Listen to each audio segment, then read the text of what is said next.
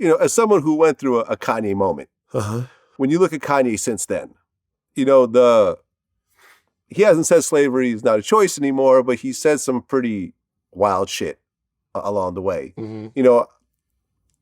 I'm not sure. Remember when he quit? He went on the rant and he quit his whole tour right then and there. Was that before or after your situation? It's before. Talking about because it was the tour where it was the big thing. Yeah, it's before. Yeah, he ended up quitting. Recently he was on Drink Champs when he said signing Big Sean was the worst mistake of his life. Yeah. He called Just Blaze a copycat. He dissed Talib Kweli. Right. These are all people that, he was really cool with and had a lot of love for him. And, I think even up until he said that, when you see the success with Kanye, but also these outbursts and some of the craziness that happens with him, what's your take on it?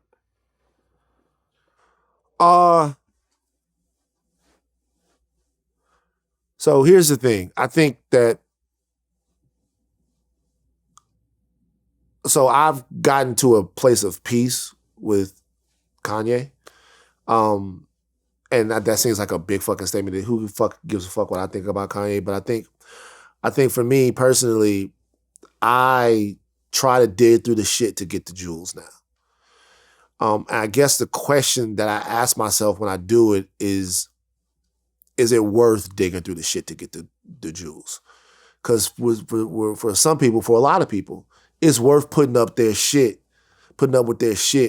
to get to the jewels that are in the shit. Because all that shit about Sean, all of that shit about John Legend, all of that shit about Talib, all of that's nothing. That's like a completely different thing. Those are great guys. Like that has nothing to do with anything. That's just him being on his shit and doing his thing. There are amazing ideas that Kanye West has, obviously, because he's a transcendent talent and a visionary creative.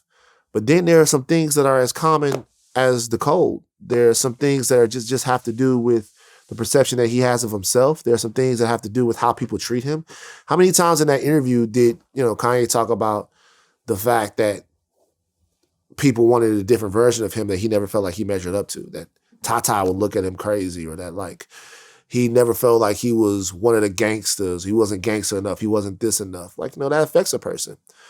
And sometimes what drives people to be great is the idea that no one accepts their greatness. So you have to be greater and greater and greater and greater until they can't help but accept your greatness. I think that's part of what has pushed Kanye West to be who he is the fact that, 6 or 7 years ago, he was getting on interviews and mentioning fashion guys that we had never heard of before in our lives and saying these people won't let me in. And they didn't let him in. They didn't let him in until he kicked down the door doing exactly what he does and didn't just let himself in, but built his own shit. And that's a hell of a lesson for you to take.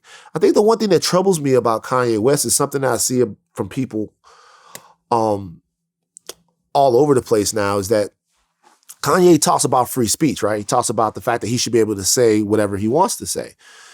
And that's true, right? He should be able to say whatever he wants to say, and he does say whatever he wants to say. But he doesn't seem to like other people's free speech very much. And there's something that I look at this, is that Kanye doesn't want free speech. What he actually wants is white speech. And let me tell you what I mean by that. So free speech is you say what you want to say, then they don't come put you in jail and they don't kick you in your ass.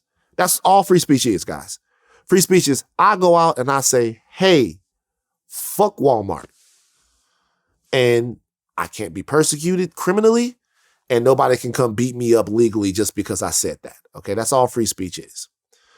Now, Walmart's free speech is then to say, hey, you can't have a Walmart deal. Walmart can then exercise their free speech, right? Free speech is you say what you want to say, I say what I want to say, either based upon what you said or for whatever reason. That's free speech. It doesn't go any further than that. Meaning if you say something and then there are consequences for it, your speech was still free. You're just suffering the consequences. This is what white speech is. White speech is saying whatever you want to say and there being absolutely zero repercussions for you saying it. And I'll tell you why I say that that's white speech. That is how white people used to run America and taught to black people in the days of old, right? You could look at a black man, you could say, hey, come here, boy, nigger. You could get on TV and say whatever you want to say, but no other group was powerful enough to make you change what it is that you were saying or to impose any type of consequence for what it is that you were saying. So you could say whatever you wanted to say and no one would say anything back. No one would have anything adverse to say. No one would challenge you. No one would pull your coat, because that was a time where the speech of white supremacy had its thumb all over America. It still does, but much more subtly now.